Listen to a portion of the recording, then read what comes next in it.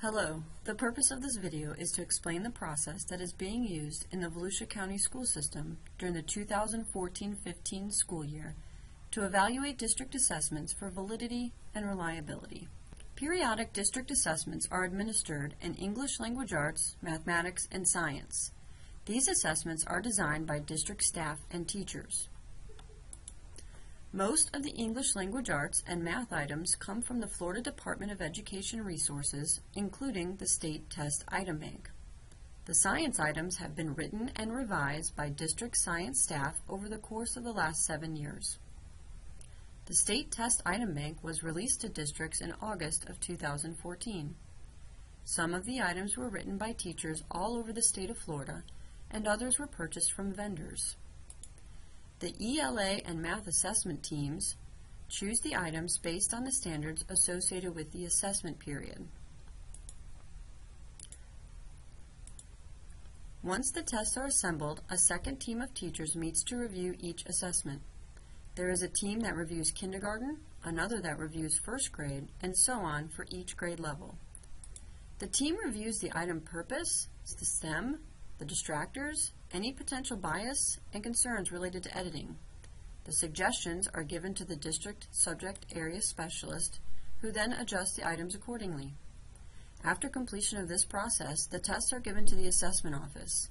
Each test goes through a second review for content, standard alignment, verification of answer keys, grammar, and formatting. After final approval, the assessments are opened up for administration. When the assessment window closes, the assessments are archived in the Eduphoria system. Assessments that are archived cannot be reopened for scanning. The Eduphoria software does not allow any further scanning or input of student scores. At this point, we are able to analyze the tests and each individual item. Now let's talk briefly about how we use statistics to analyze our assessment results. The terms validity and reliability are used frequently when examining assessment outcomes. Validity is a measure of the assessment tool's accuracy. Consider a 170-pound person who gets on a scale and the scale reads 170. This scale is producing a valid result. Test reliability is a measure of how consistent a tool measures after repeated attempts. Now consider the same person gets on a different scale and it measures 220, 219, 222, 220, and 221. The scale is fairly reliable because after repeated assessments there is very little variation in weights. However, it is not valid because it does not give an accurate outcome of what it is designed to measure. District assessments are designed to measure specific standards. We calculate a statistic called Chromebox alpha to determine if the assessment is reliably consistent in measuring those standards. Chromebox alpha tells us to what degree the test is internally consistent and whether the test addressed a concept consistently. The reliability number falls between 0 and 1. Tests in the 0.6 and above range are fairly reliable. The higher, the better. We also calculate another statistic called the p-value. The p-value is simply the average score for the assessment or for the particular item. The p-value ranges from 0 to 1. We look at assessments or specific items with less than 0.5. For an assessment, if the average score is less than 50%, we want to examine the probable causes for this outcome. For a specific test item to be less than 0.5, we want to look at distractor patterns and other statistics to determine the probable causes for this result. We also look at p-values greater than 0.9. This means that the average score is 90% or higher, or more than 90% of students answered an item correctly. The third statistic we look at is limited only to individual items. It's called the point by serial. This number ranges from 0 to 1. The point by serial helps to determine if the item is good at discriminating high achievers from low achievers. It's a way of taking the students who scored well and looking to see if any specific item was something they all did poorly on or not. Similarly, it looks at students who did not score well and compares how they performed on individual items. Outcomes greater than 0.2 typically mean the item is good at discriminating high-scoring test takers from low-scoring test takers. Okay, enough statistics. Let's move on to what it all means and how it influences district assessments in Volusia. The numbers from the three statistical measures I just described do not exclusively dictate decisions about the assessments. Let's take a look at some examples of real assessments. The first Volusia Math Test, or VMT1, in first grade had an item that caused some concern. Before we looked at the item, we first wanted to check out the statistics for the whole test. The Cronbach's alpha was a 0.76. That means the test was internally reliable. The p-value was a 0.59, which means the average score of the 2,064 students who took this test was 59%. Neither of these statistics is particularly alarming. Individual schools and classrooms might want to compare their average score with the district average to see if there's any deviation between their average score and the district. This particular assessment was also optional for teachers to input into Eduphoria, so about half of the first grade scores in Volusia are represented. Question number 17 on this assessment had a 0.29 p-value, which means only 29% of the first graders that were reported chose the correct answer. We decided to recalculate the reliability of this test as if this question were removed. The test reliability actually decreased.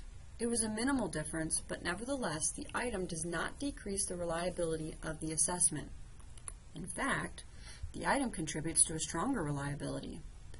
We also looked at this item's point by serial, which was a 0.32. Remember that anything above a 0.2 is generally a good item for discriminating between students who score high and those who score low on the overall assessment.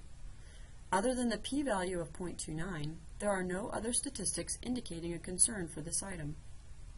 However, there were concerns voiced by teachers regarding this item, and it is the lowest p-value on the test, so it's certainly worth a closer look.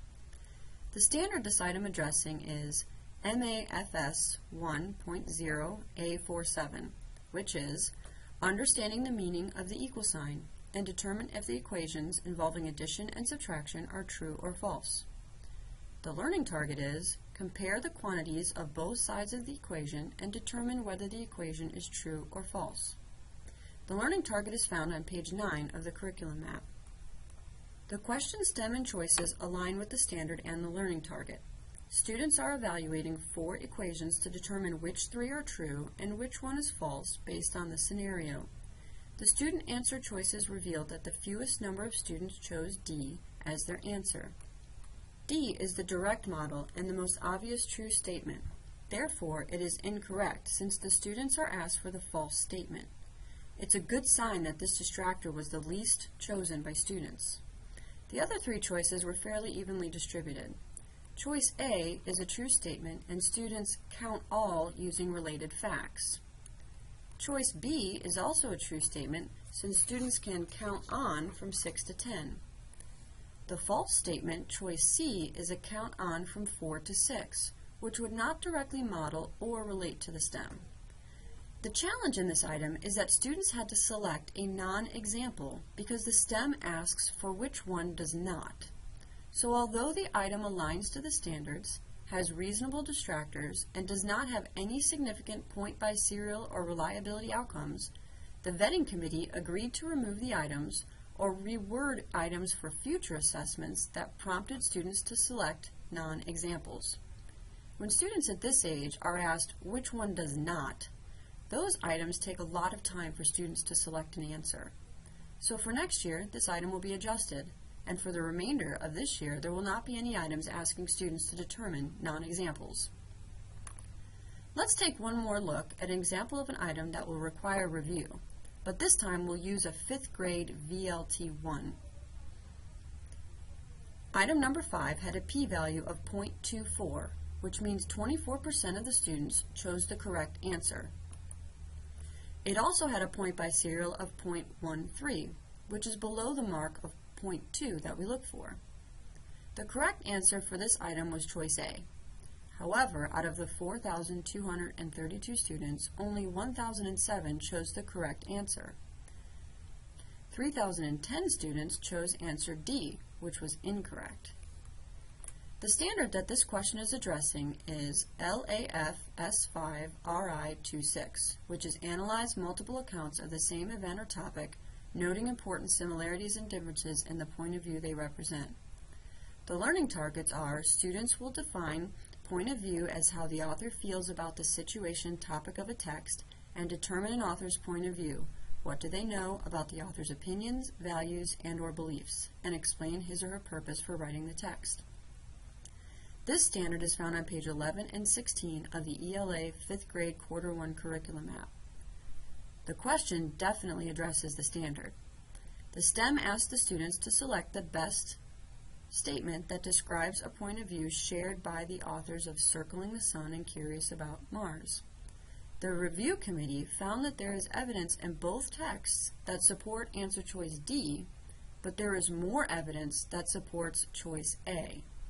Therefore, they felt it was a good question and choice A is the correct answer. However, since distractor D seemed to be too good of a distractor and the point by serial is low, the committee will make suggestions on how to reword this distractor for next year. These examples demonstrate the entire process of assessment vetting. This type of work is done at every grade level and subject area in elementary. Some of the analysis and decisions regarding whether items are adjusted or removed for next year may take place during the summer, but all assessments will be reviewed in this manner. Remember our initial analogy of reliability and validity using a bathroom scale? We have a way to measure reliability as I explained above, but at this point there's no real metric for validity. Remember that validity is something that requires a known measurement. If a 190-pound person steps on a scale and it reads 189, the scale has validity. We know this because we've already measured the 190-pound person. If someone gets on a scale and they've never been weighed and the scale reads 150 pounds, we have no way to test if that scale is valid. We'd have to use a 150-pound weight, something we already knew was 150 pounds, in order to be sure the scale was measuring accurately. The state of Florida will use a brand new scale this spring for reading and math. We don't know yet if our district assessments will align with the state assessments and give us predictive power. After our students take the FSA and new achievement levels are set, we will use the data from our district assessments this year to see how well they align with the FSA. The district assessments are built on items that reflect the standards. The FSA is constructed to measure those standards. So our assessments should be checkpoints along the way that help guide us in knowing whether or not students are demonstrating mastery of those standards. If the standards are the foundation of the curriculum maps and instruction is crafted to reflect the content of the curriculum maps, the district assessments in the FSA should give us a measure of achievement for each student. Assessment is an important part of the learning process. Curriculum, instruction, and assessment are intertwined and should inform each other. The assessment process in Volusia has been redesigned to ensure best practices are used in our district assessment. Our goal is to continually improve the ability for schools to meet the needs of students so they can achieve at high levels. Thank you for taking the time to view this video. Questions regarding the content can be directed to Lindy Gepfert and Alicia Parker.